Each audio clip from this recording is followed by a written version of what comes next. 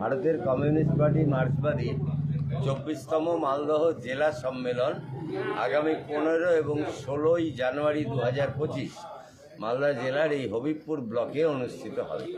তাই আজকে আমরা হবিবপুরের সামগ্রিকভাবে হবিবপুরের যারা আমাদের পার্টির সদস্য সমর্থক দলদি সবাইকে আমরা এখানে ডেকে আমাদের অভ্যর্থনা সমিতি গঠন করলাম, যে অভ্যর্থনা সমিতি এই সম্মেলনের কাজ পরিচালনা করবে। 15ই জানুয়ারি 2025 প্রকাশ্য সভা হবে বুলবুল চণ্ডীতে। সেই সভায় প্রধান বক্তা থাকবেন মোহাম্মদ সেলিম। এছাড়াও আমাদের পার্টির কেন্দ্রীয় কমিটির সদস্য সুমিত দে, তিনিও বক্তব্য রাখবেন। প্রকাশ্য সভা হবে বুলবুল চণ্ডীতে। আর 16 তারিখ বিকেল পর্যন্ত, 16ই জানুয়ারি বিকেল পর্যন্ত আমাদের এই সম্মেলন চলবে, মালদা জেলা সম্মেলন। তাকে কেন্দ্র করে আজকে অভ্যর্থনা সমিতি গঠনের সভা হলো।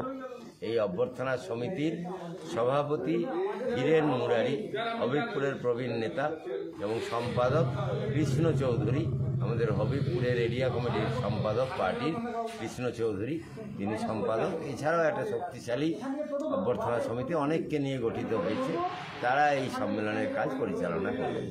কোথায় হলো এটা সভাটা? সভা হলো আমাদের এই দেবীপুর, বুলবুল চণ্ডী দেবীপুরের এই লজে আমাদের সভা।